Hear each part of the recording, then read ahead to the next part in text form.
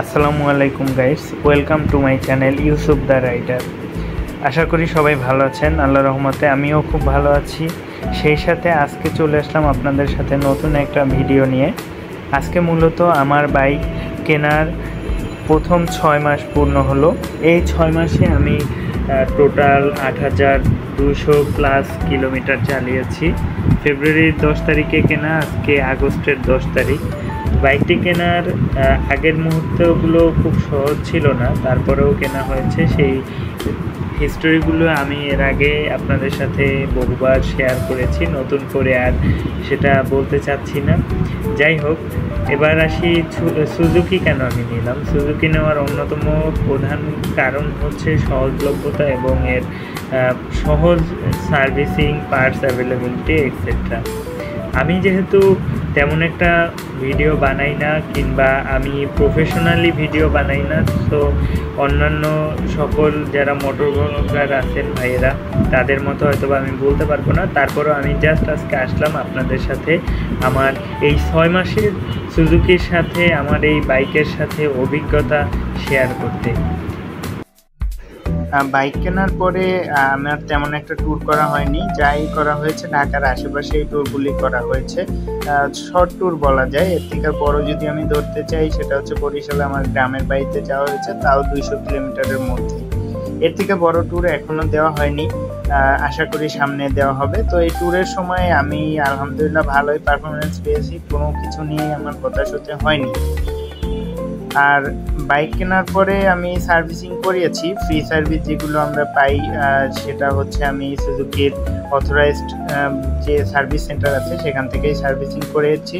যেখান থেকে বাইক কিনেছি ওইখান থেকেই করানোর কারণে কোনো ধরনের আমি সার্ভিসিং নিয়ে কোনো কমপ্লেন করতে পারবো না, এমন কিছু নেই। আর টুকটাক যেগুলো হয়েছে, যেমন ব্রেক প্যাড আমি চেঞ্জ করেছি 7,000 কিলোমিটারে, ওটা আমি বাসার কাছের একটা সার্ভিস সেন্টার থেকেই চেঞ্জ করেছি। আর বাকি এমন কিছু নাই যেটা নিয়ে কোনো কমপ্লেন করার মতো সার্ভিসিং রিলেটেড।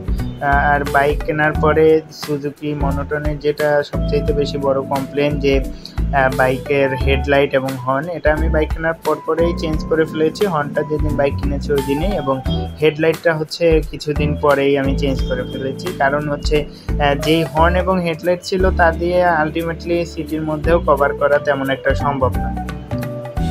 আর বলতে গেলে মাইলেজের বিষয়ে যদি আমি বলি, মাইলেজ আমি বাইক কেনার পরে ব্রেকিং পিরিয়ডে যেহেতু আমরা হচ্ছে বাইক নির্দিষ্ট একটা আরপিএম মেনটেন করে চালাই, সেই কারণে তখন মাইলেজ আমি অনেক ভালোই পেয়েছি। তো ওটা নিয়ে আমি বলতে চাই না, কিন্তু পরবর্তীতে আমি যতবারই মাইলেজ টেস্ট করেছি 40-এর আশেপাশে, যেমন 39 থেকে 42-এর মধ্যেই মাইলেজটা পেয়েছি। সেটা সবাই যেরকম পাম্প বা ঢাকার মধ্যে সবাই বলে ভালো, সেই পাম্পগুলি থেকেই তেল নেওয়া হয়েছে। তো মাইলেজ ও কার্বোরেটর বাইক হিসাবে আলহামদুলিল্লাহ তেমন একটা খারাপ পাইনি। সুজুকি অনেকে যেমন 30-এর আশেপাশে পায়, সেটা কখনোই হয়নি। সবসময় আমি 40-এর আশেপাশেই মাইলেজ পেয়েছি। আর ব্রেকিংয়ের কথা যদি বলতে চাই, সামনে ডিস্ক এবং পিছে ড্রাম ব্রেক নিয়ে যথেষ্ট ভালো পারফরমেন্স পেয়েছি। অনেক স্পিড থেকেও আমি বাইক নিয়ন্ত্রণে নিতে পারছি। সবচাইতে বড় কথা হচ্ছে বাইকটা নিজের কন্ট্রোলে রাখতে পেরেছি, এই জন্য আমি স্যাটিসফাই। তো এর থেকে বেশি কিছু বলা এখন আপাতত মাথায়ও আসতেছে না, আর বলতেও চাচ্ছি না, ভিডিওটা বড় হয়ে যাবে। দোয়া করবেন সবাই যাতে সেফলি বাইক চালাতে পারি এবং সেফলি আমার যাত্রা হয়। আর আপনারাও যারা বাইকার ভাই বন্ধুরা আছেন সবাই সেফলি চলবেন, কারণ একটি দুর্ঘটনা সারা জীবনের কান্না। তো সবাই ভালো থাকবেন, সুস্থ থাকবেন, দোয়া রইল সবার জন্য। আসসালামু আলাইকুম।